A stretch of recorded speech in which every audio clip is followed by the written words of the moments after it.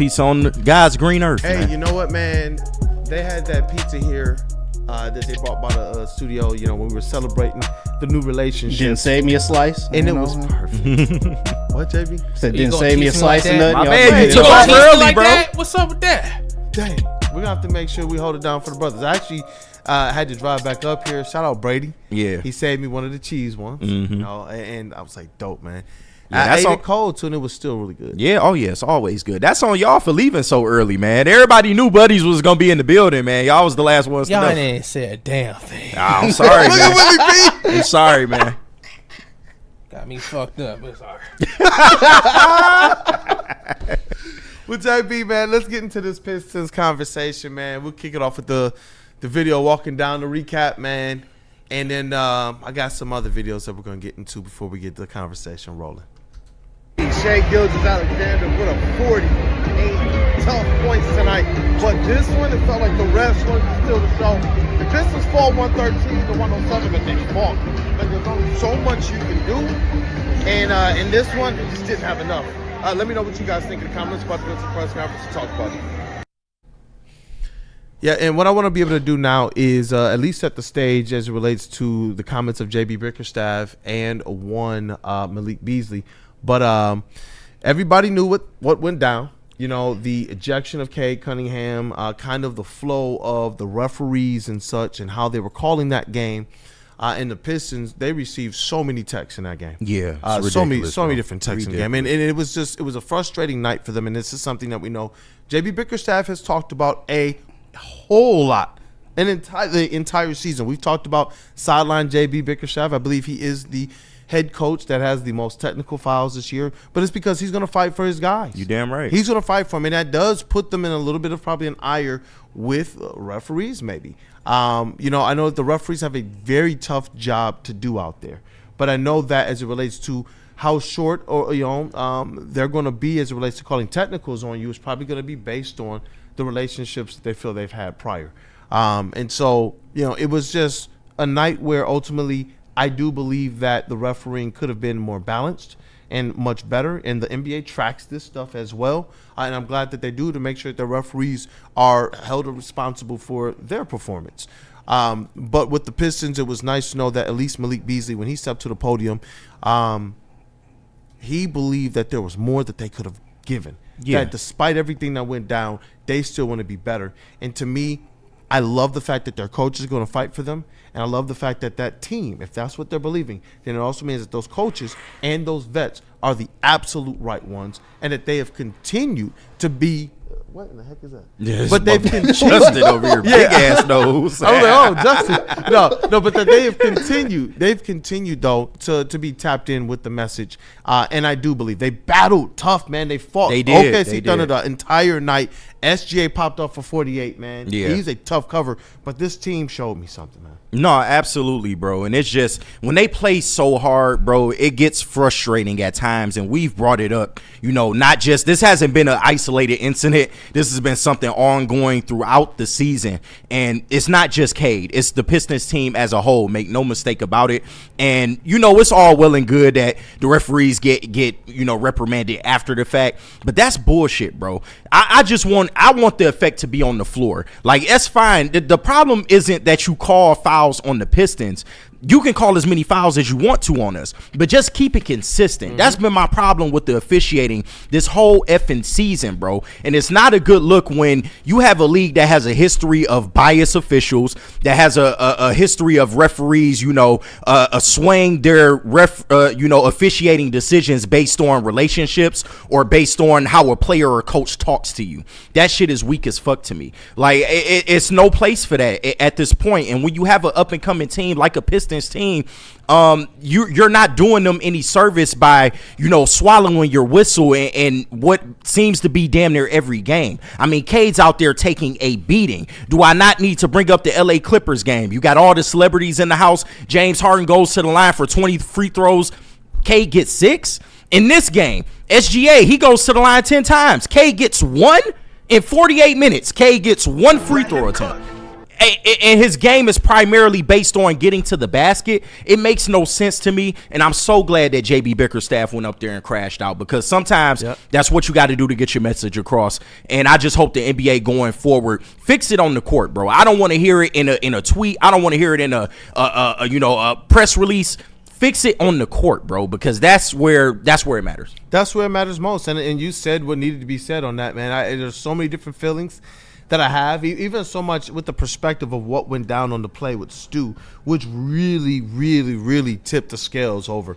The Pistons fans were livid. They were loud. They were active. It was awesome looking up even into the top of the stadium and seeing people everywhere, man. Pistons fans showed up and showed out. And you know what I saw? Instead of Pistons fans saying, oh, man, this team can't win, this team can't. You know what I saw Pistons fans say? They were like, you know what? Maybe they needed this, but they fought. Man, I saw something. I was talking to fans in that arena. I was seeing what was going on in the comments. And that, to me, is what's encouraging, is that the fans can see this team is different. And you know what they loved? The fact that JB Bickerstaff is willing to stand up there and fight for their guys. Yeah. And that, to me, is what I love. And even for me, like, just to get the perspective of the arena, which influenced, because I thought about, man, do I take down this post or do I not? Because my perspective on it has changed, even though I still don't agree with the outcome.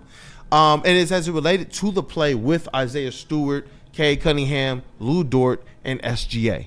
Where Cade Cunningham, he hit my man with a little bit of the little hezzy dribble. SGA stepped back Lou Dort stepped back way too far, stepped on SGA's ankle, and he fell.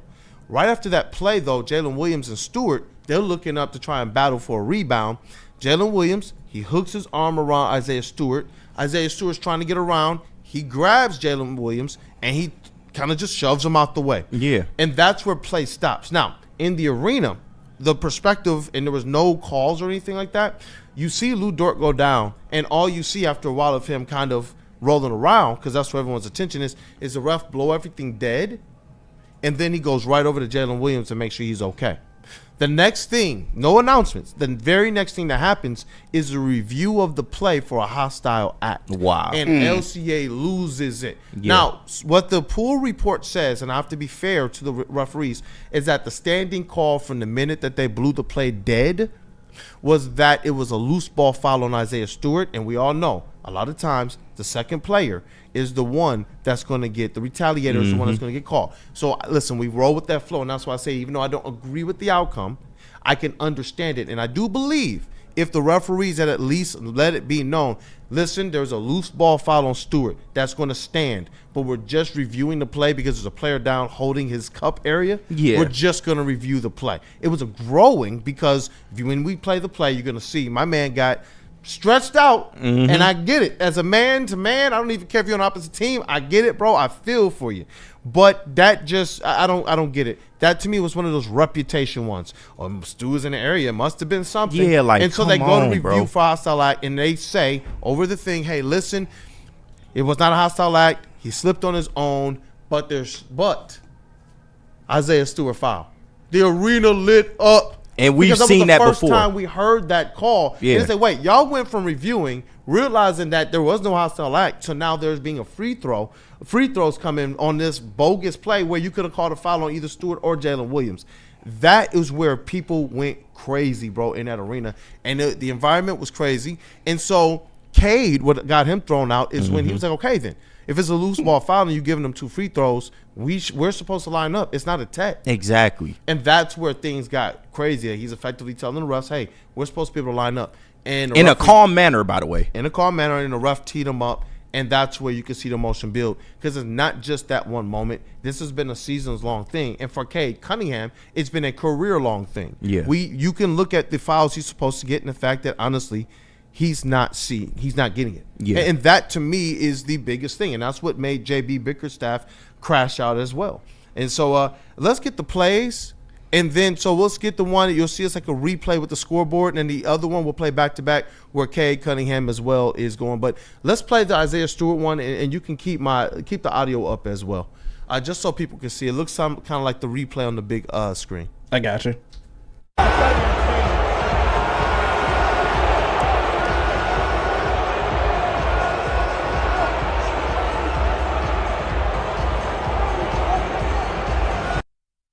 Right away, is where he called a loose ball foul, but then that's when he went back to check on Dort. Yeah. And so nobody in the arena knew that. We're instantly like, I'm even talking to other people in the media, and I'm like, did they just stop a play? Yeah. They're not supposed to call a play dead because someone's hurt.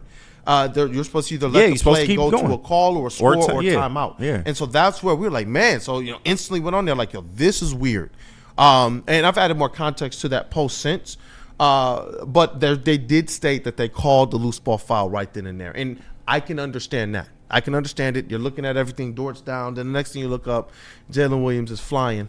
Like he just got tossed like a rag doll because beef stew is beef stew. Yeah, but hostile act, like, come on, bro. And that's why I don't like this type of officiating, because you're creating a narrative around somebody like an Isaiah Stewart. He is not a dirty player. Does he play physical? Yes, but he is far from a dirty player. But because of what these refs go out here and do and the way they officiate, they are creating this narrative around somebody like a beef stew to where, like you said, technically, we don't have anything to go off of, but just because he's over there, we're going to find something. And we've seen this isn't the only game that this has happened. Over and over. Exactly. There was a game a couple of weeks ago where they had to find something to call on beef stew. Like, shit like that is just, it's annoying. That's bro. what it felt like. And that's what influenced it. And that's why I still call it. The reason why I didn't take it down is because I'm like, look, if the referees want people to be better informed, especially their reporters, then tell us what's going on. Yes. The whole arena erupted because of that perspective. And I did say, and that's why I still stand on this,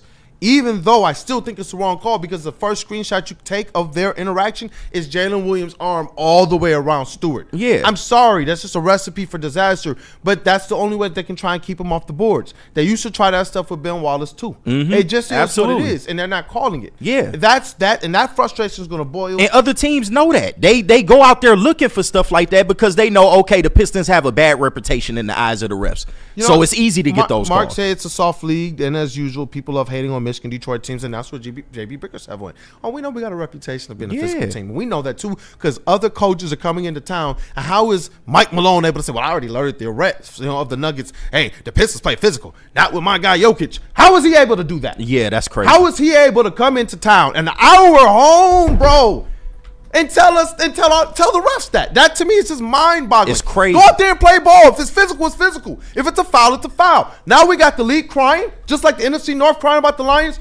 JB Bickerstaff is one. He is one, dog. When I told you guys, I didn't even want to get heated like this, man. Like, he's a coach's coach, just straight up. We'll see the Cade play that got him ejected, and then I want the people to hear the audio from JB and Malik Beasley. He went off, man. That's where I like the yin and yang, because Malik Beasley came in very, very mild-mannered. You could tell he's heated, but he focused on what they needed to do better. Yeah. That's all his comments were on, what they needed to do better. And JB Bickerstaff's comments were on what he needed to do to clear a better path for his players to have a fair, more balanced opportunity out there in that court. But let's see the Cade crash out. You know what? And Detroit was for it, man. Yeah. Somebody got a free arm sleeve. I think it's a headband online, but somebody got a free arm sleeve as well. So shout out to LC. At least somebody went home a winner.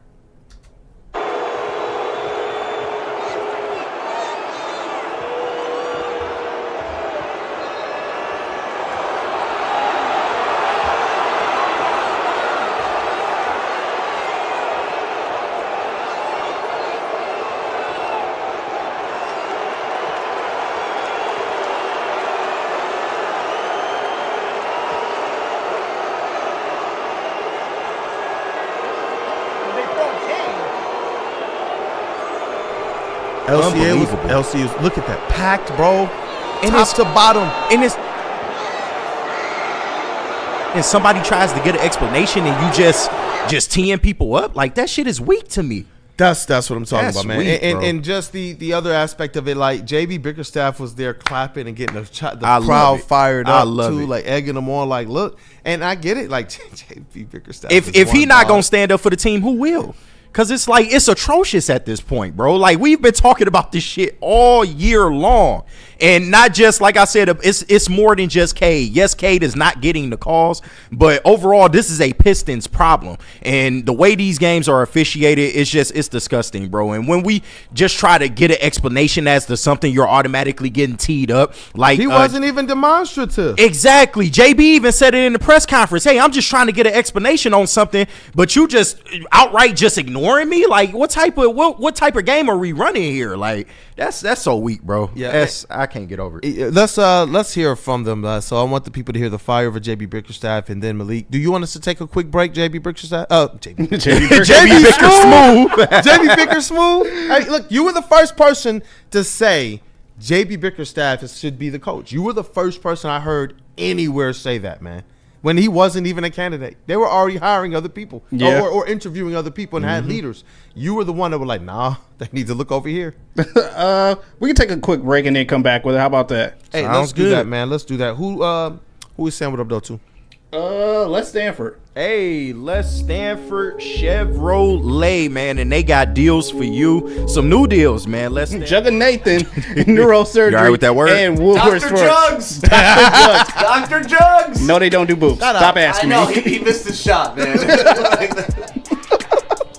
Hey, look, guys, we got Wake Up Woodward. Welcome back, y'all. We got the link pinned in the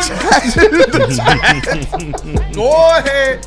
Fill up that link. Give yourselves an opportunity to be one of these. At some point in time, Stick, we're gonna just have to put out how many like giveaway winners, man. Just continue to update those numbers, like McDonald's. Keep adding to the how promo. many served? Yes. Keep building on the It'll be an promo. hour-long promo. Hey. Soon it's gonna be its own 2-hour show. So hey, shout out to you guys though for making this platform what it is, and we're grateful to be able to have these types of giveaways for you all. So multiple things going on as well. Follow us on socials so that you guys do not miss a thing.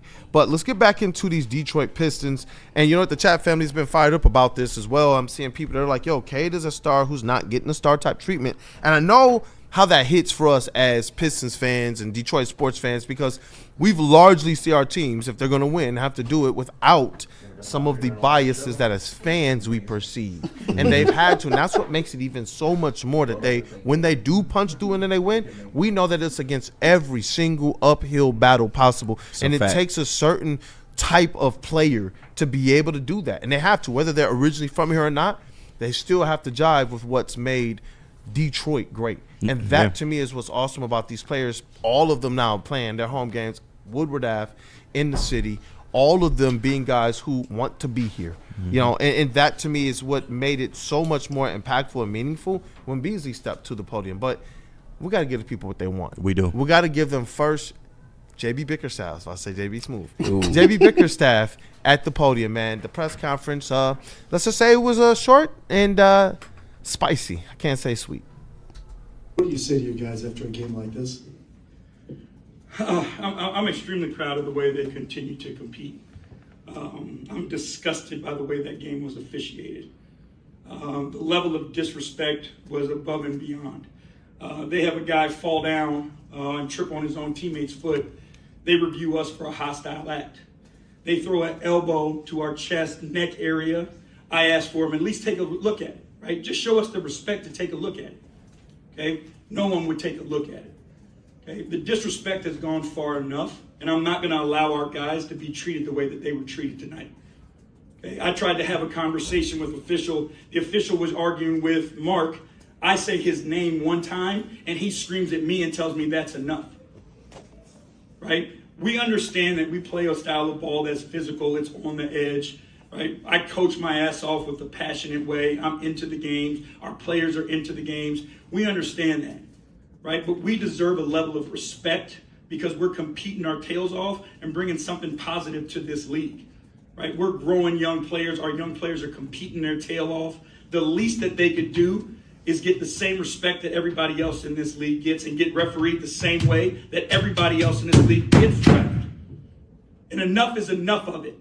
And what you saw tonight was disgusting. It was a disgusting display of disrespect towards our guys and what we're trying to do.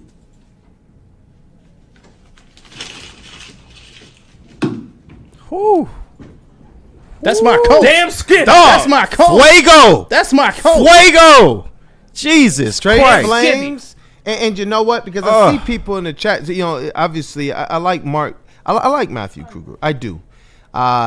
Because he's a contrarian. And I like that sometimes because it stretches the bounds of how we think and even how we debate. Is it just a Detroit thing, Matthew Kruger, to cry about the refs regardless of the sport? My response, is it an outside of Michigan sports thing to cry about the physicality that our Detroit sports teams bring to their respective sports? Yeah. I'm hearing the NFC North cry about the physicality and trying to, Matthew Stafford, it's on tape, it's on tape. Matthew, where are you at with those perspectives? Because when the bad boys won, it was because they beat the crap out of you within the lines of the game. And what did they do back then? They cried. Michael Jordan. Yep. Everyone's goat. Cried. Cried. Even LeBron he'll James tell you. Cried. These guys are crying. They're crying. But no one ever talks about that crying. In sports, we're talking about a coach who's saying, I just need it fair and balanced. And guess what? There's stats to back up what he's saying, Matthew Kruger. So it's just like, if you're going to bring this to the table, let's just make sure we're all fair and balanced, because I will address it. They didn't say that. They didn't say that the referees cost them the game. Yeah, they didn't. And you know what? Their players are saying that they need to be better. That's why I'm so glad we have the antithesis, the yin and the yang. The coach is supposed to go out there and protect his players. Absolutely. The coach, because Mike Malone, he did what? He came here and cried about what? He came here about the league MVP. Already, Officiating. before the game even started. Where's that in the chat? I didn't hear anybody. I cover it. I see it. I don't even cover that team. But when they come here, my ears are open to everything. So when I see that type of comment in the chat, it's just like, you're only playing realistically with a quarter of the information, and are you being aloof to the other 3/4 of the information that you don't seem to necessarily care about? Right. And that's why JB Bickerstaff has to talk the way he does. That's why this platform exists, because nobody else is talking about it. Exactly. I grew up as a sports fan with nobody talking about it, nobody caring, because we didn't have really the voices or anything to move. Do you know how many views is even on the post of this replay right now? How many? 500,000. Woo! That wasn't going on before, but you know who was getting those views before? The Lakers. Yep. Because we can win a championship, and guess what's going to happen right after? Oh, man, what did the Lakers not do? Dude, I stayed up all night to watch Sports Center. And y'all not even going to talk about the champs? Man, F this. Get your shit off. Man, so when we get the opportunity to actually say fair should be fair, that's what we're going to do. How many years as Lions fans did they just send us the stupid apology letter? Yeah. I'm tired of this. When they even admit,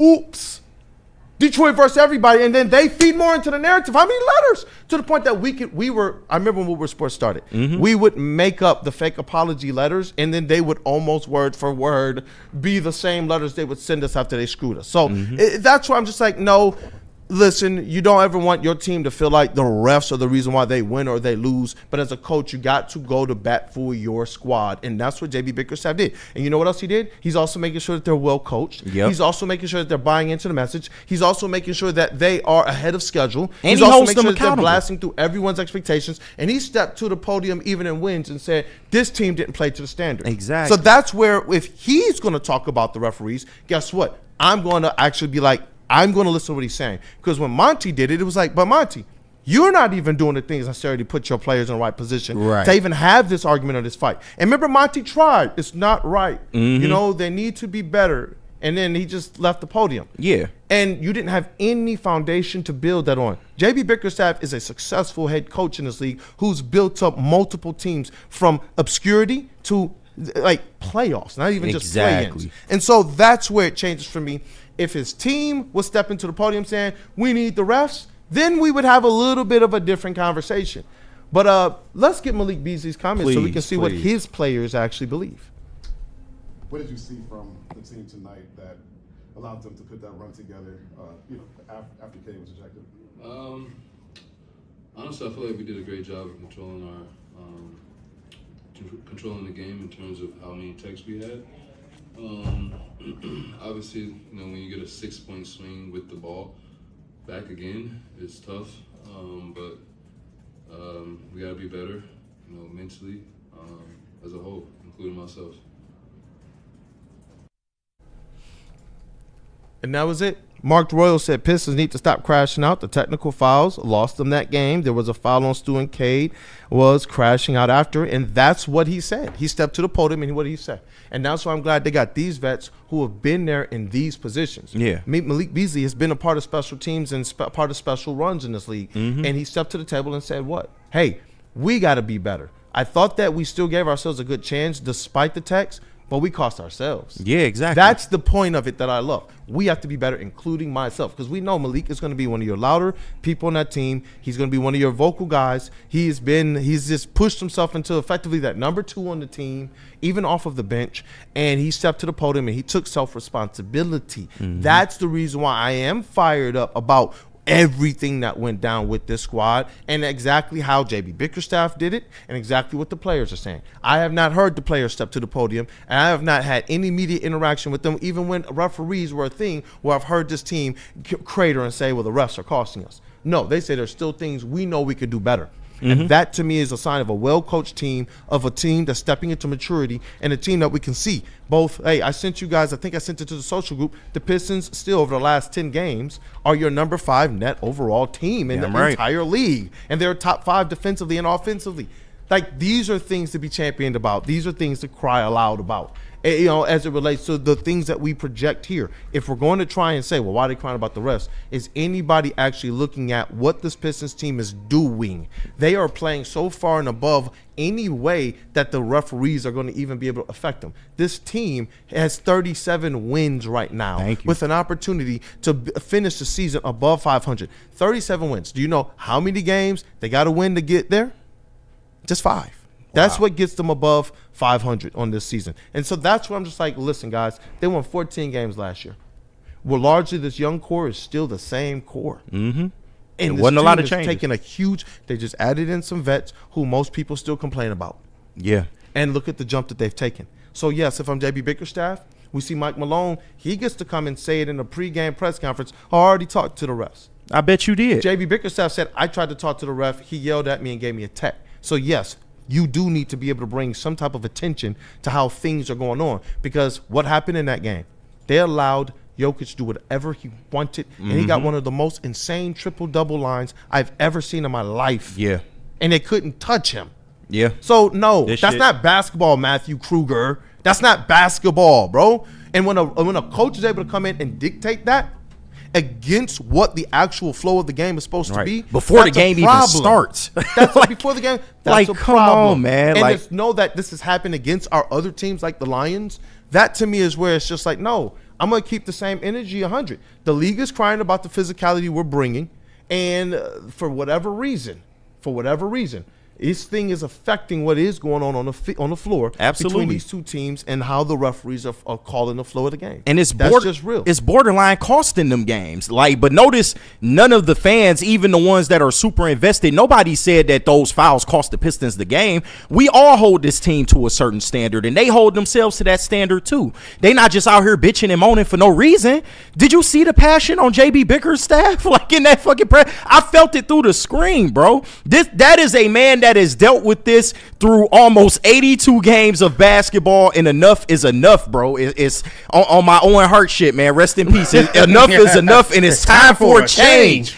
Come on, bro. What are we talking about? And Matthew Kruger, have you been living under a rock, bro? This has been going back to 80s Pistons with Jordan. Right. I'm about to choke on this shit. Man, I'm about to choke over this shit. But fuck it. Yeah, bro, this goes back to 80s/90s Pistons with Jordan. This goes back to the 04 Pistons with the Kobe and Shaq-led Lakers. And it's current day as well, man. We all know what this is. SGA, he's the best player in the NBA right now, probably your MVP. OKC, the best team in the league. Of course they go.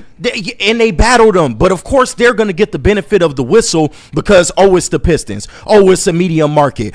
They're just on they are on the rise, but we don't need to show them that respect just yet. That shit is so weak to me, man. And these players play way too hard to have refs take the game out of their hands, and that's what we don't appreciate as fans. And when it's just clear and it's blatant, like you see the scratches on K, this thing is going far enough, bro. And I'm so glad that JB Bickerstaff is standing up for this, bro. Because they're not a team that just out here just whining and crying for no reason. They take accountability, but this is enough, bro. Yeah, and you know what? The Pistons, they have to win. There are some handle your business games on the schedule ahead, and there are some pretty tough games on the schedule ahead. And this is where you really want to see them starting tonight. Take out the 18-win Pelicans. I'm sorry, you just have to. Yeah. These are must wins. You have the Heat, which has been bumped up to prime time, and I know they're on the road, but you want to still see them handle their business. But they got the Pelicans twice. They have the Mavericks. They have the Spurs with no Wemby. Those have to be dubs. I'm sorry, those have to be dubs, and that gets them to 41. That gets them to 500. And then the back half of the schedule in April, you got the Raptors. You got to beat them. I'm sorry, that gets you to at least your 42, and from there, it's on whatever the Pistons do. House money At this point in time. But just wanted to be able to give people a perspective of what they're facing. They have 7 games in April, and left in the month of March, they have 6 games left. So we are right on the cusp. Atlanta has made a little bit of a charge too. When we talk about the standings, they still sit 5 games back of the Detroit Pistons. Yeah. But the Pistons have drifted just a little further back of that number 3 seed. And they are 1 game back of Indiana for the 5th seed, 1.5 games back from Milwaukee in the 4th seed. Yeah, it's looking good, man. It's looking good. And just real quick to Mark Royal, you know this, KG, and the Pistons know this. This is why you don't crash out and play ball. Nothing will change. The bad boys won, and the going to work Pistons won because they didn't crash out and balled. And to a degree, I agree with you. Wallace was pretty. Yeah, but come on, he led the league in text. Like, let's not act like they didn't fights. crash out. And listen, this is an emotional game. Emotions play a factor. Had the malice at the palace. Exactly, bro. They crashed out. And Mark Royal, I can somewhat agree with that because, yes, they do need to mature through things like they this. said that. They are still a young team. They are learning this on the fly. This iteration of the Pistons hasn't had to deal with this at the highest levels. With these stakes. Exactly. With what's on the line. That's what I mean. So while I understand what you're getting at, and yes, to a degree, you're right, let's not act like these other teams didn't crash out in the past, bro. What's right is right, bro. You got to just call it the way it's supposed to be called. Like I said, nobody has a problem with the call. Anything to clean up as it relates to super chats, as well as your take on these Pistons? Oh, yeah, definitely got some super chats to clean up. Shout outs to everyone sending in those super chats as well, too. $9.99 from Dante151. Man, I'm so sick and tired of this BS that NBA ref does to my Detroit Pistons. What they do to teams who play hard is ridiculous. Also, Cade gets fouled damn near every single time and nothing. And also shout out to Burns, $5 as well too. He sent in, he said, they'll never love you, Detroit. Stop bending over to try and get their approval and doing it their way. Detroit moves in its own way. And I kind of got to agree with him on that as well too. Hey, I respect JB Bickerstaff for once again crashing out during that press conference. Obviously, he's probably going to get fined as well too for crumbling up the piece of paper, slamming his fist on the table, but he's passionate about it. He's passionate about his team and his players as well too. Yeah. NBA refs, you got to do better. Like, if you're going to hold these coaches and these players accountable, start holding the refs accountable as well too. If you see a bad, egregious call out there, someone needs to step in and make something happen. And Burn, just to push back a little bit, I don't think they trying to fit into what the NBA wants them to be. They are their own entity, but the crazy part is they play the right way. Yeah, they're doing it based on what the rules allow. You know, the NBA supposedly loves teams that play the right way. That's why they love Jokic so much. He's a star that does it the right way. Cade does the same thing. And what have they done after each time the Detroit Pistons went on some runs? What did they do after the bad boys runs? They changed the rules. What did they do after every the time runs? They changed the rules. Why? Because they were playing within the rules, and they continue to try and shade things towards, well, we can't have our stars be neutralized. Well, then why don't you start to actually make stardom players that play the right way? Exactly. Like, it just is what that it you is. claim to love so much. Hey, you know, Hoof-Hearted, one of my favorite chat names, he says, asking for fairness and accountability from the refs isn't crashing out. If anything, it was the refs that crashed out. That's a great point. Thank you. To wrap that up. Thank you. Well said. Well, and I see you, Burn. I see you was talking to the fans, but I'm just offering a little pushback because I don't think they trying to fit into anybody's narrative. To the fans. Right. No hate against you, Burn. You know you good. You good people up here. Yep. And I see we got and Matthew Kruger too, man. Like I respect, like I said, I respect his takes, and I believe that he helped to be able to add a little bit more passion to the segment than even I thought was gonna be there. So definitely shout out to everybody who got their comments in. I thought everything was respectful and in the lines. Yeah. And I see the Real K77. He sent in a $4.99 super chat to say, "Great show, Woo Crew." Hey, appreciate it, K. Man. My dog. Thank you, man. Hey, JB, do we have anything else to clean up for our sponsors, and then we'll just break down? Yeah, Mark White and Feldman. Mark White gonna do you right. Mark White and Associates, man. Hey, you know what it is, bro. Dreaming of a new home.